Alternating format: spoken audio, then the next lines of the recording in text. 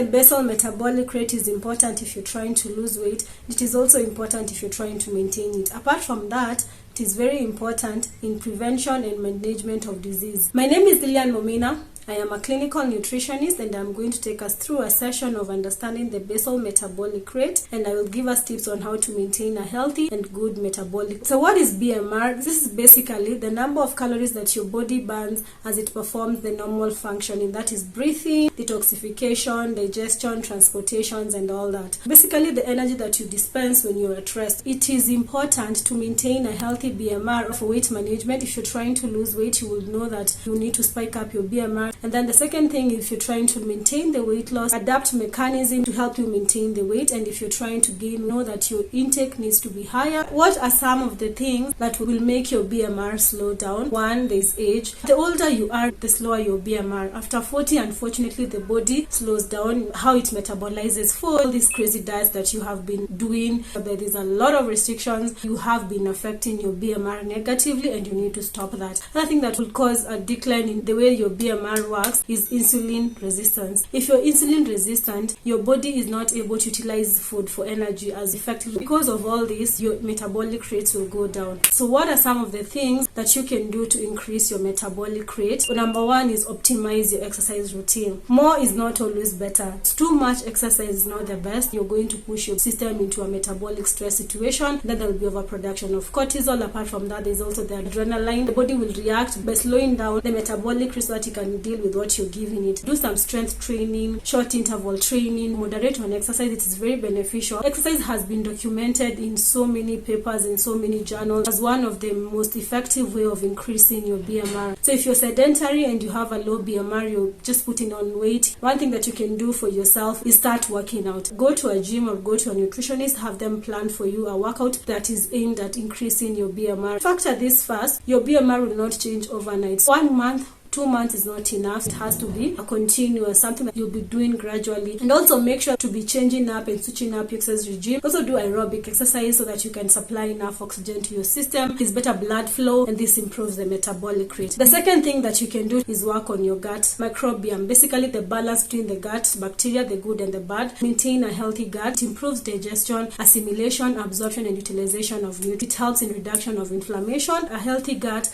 promotes glucose metabolism. Optimize taking care of your gut by increasing intake of both soluble and insoluble fibers. Do whole grains, the lentils, the legumes, brown porridge, the wimbi. You can do like the cabbages, carrots, the cucumbers, the broccoli. Another thing on the gut, increase intake of fermented foods like mala. You can ferment pineapples. I'll be doing a video on fermentation. Stick around for that. If you've not subscribed, please subscribe so that you'll get notified when that video goes up. Another thing that will support your gut health is improving your hydration level, because hydration promotes digestion, assimilation, absorption, and excretion of nutrients. The body has a balance, that is homeostasis, that helps in regulation of the normal activities. Having a healthy gut is one of the ways that you can help in maintaining this balance. When you're in a homeostasis balance, you are able to maintain your BMR at the 100% mark. You will not have a very low or a very high BMR, and your body will be functioning at its optimal functional detoxification system. Your liver will be functioning as it should be. The brain will be working, regulation, coordination of hormones. You will also be having a better excretion process. Your kidneys will be working. It is important to take care of your gut flora. Probiotics and prebiotics to support digestion. The third thing is avoid calorie restrictions. The crazy calorie restricted diet. When you start the calorie restrictions, of course you will lose weight. Your scale will appear pretty. But the problem comes in, remember there's something called the set weight. The body has a certain level of weight that it has become used to over time. When you shock the body with all this, the crazy calorie restrictions, the hypothalamus readjusts by slowing down. Leptin sensitivity will be altered. The ghrelin will be produced more so that you can eat more. I also did a video on weight management. You can have a look. Reverse insulin resistance. Insulin is known as the storage hormone, the hormone that tells your body you need to stop. It might mean that you're overproducing insulin. Your insulin receptors are not sensitive to that. This means that your thyroid are not functioning well. In most diets, you're usually told to eat small, frequent meals. You're not going to do that when you're trying to control insulin. We're going to reduce the frequency of times that you're going to eat. If you've been eating 5 times a day, you work on reducing to 3 times a day. In Africa, Africa, it is possible to do intermittent fasting, even the short fast for 12 hours, and slowly go to 14, 16, 18. When you're doing your dietary switches, you prioritize intake of whole grains, the warus, the washes, the ndoma, as opposed to processed flours, the noodles and such. When you're preparing your meals, prepare them well. It is almost impossible to tell Kenyans to avoid use of vegetable oils, because that is what most people can afford. Like 90% of the population, minimize on it. Reduce on the quantities that you're going to use, and if you can do better options like maybe olive oil, coconut, why not? There are meals that you don't need to even add extra fat, like maybe the vegetables, unless you're maybe for the tomatoes to get the fat-soluble vitamins, and also the meats, they have their own fat. The fifth thing is work on building muscles. We've talked about exercise, now we work on strength training to build muscles. Why? Breakdown of muscles release more energy than breakdown of fat. This means your BMR will be higher. Work on altering your body composition by increasing your protein. Don't overdo it. We are increasing our protein intake so that we take care of the muscle mass that we want to build. The sixth thing that you need to do is have enough rest. Sleep well, manage your stress well. Stress is a very bad thing if you're trying to increase your BMR, because stress alters insulin sensitivity. If you get yourself in a chronic stressful situation for long periods, your body will readjust by slowing down the metabolism. Apart from this, enough rest is important because it helps in the controlling of leptin and the ghrelin hormones. Your body will have more time to burn what you've already given it. Apart from that, it will help in improving and promoting the thyroid health. It reduces the cravings. Then another thing, reduce intake of allergens. If you are intolerant in a certain particular food, you need to eliminate intake of that food. The common allergens usually have dairy and maybe wheat products. If you assess yourself and you say, maybe if I do so much of this, my digestion does not flow in so well, maybe you have flares like rash, eliminate the intake of such foods. The next thing is controlling your alcohol. Alcohol is a toxin. The body does not like toxins. Smoking produces a lot of toxins. When you overconsume your alcohol and you oversmoke, your body will have to readjust on the metabolic rate, slow it down so that it can work on the toxins fast. And apart from that, you're overworking your liver, your lungs. The other thing is intermittent fasting. Apart from the fact that it will help you in controlling and maintaining a good BMR, it is also very important in restoring and taking care of your thyroid health. The thyroid is very important when you're trying to increase your BMR because it also promotes insulin sensitivity, and apart from that, it helps your body to balance between the production of ghrelin and leptin. The other thing that you can do is increase the intake of foods that increase the BMR, something like the apple cider vinegar. ACV increases metabolism by improving the gut health. It also promotes glucose metabolism, preventing insulin resistance and promoting insulin sensitivity. It helps with the elimination of the digestion waste. The ACV reduces the glycemic index of most foods. So when you're taking your foods and then you add something like maybe vinegar in it, or maybe any healthy acidic food, they will help you in reducing the glycemic index, improving insulin sensitivity. It is also great if you're trying to control your gut flora, reducing infections like H. pylori. Include the apple cider vinegar once a day, and you'll be doing your digestion system a very good favor. On taking foods that are going to help you with your BMR, to balance your intake of potassium and sodium rich foods. Consume a variety of vegetables. They are not only a great source of fiber, both soluble and insoluble, they're also great sources of potassium, like sodium, magnesium, selenium, copper, all this. In your day-to-day routine, you increase your intake of things like avocado,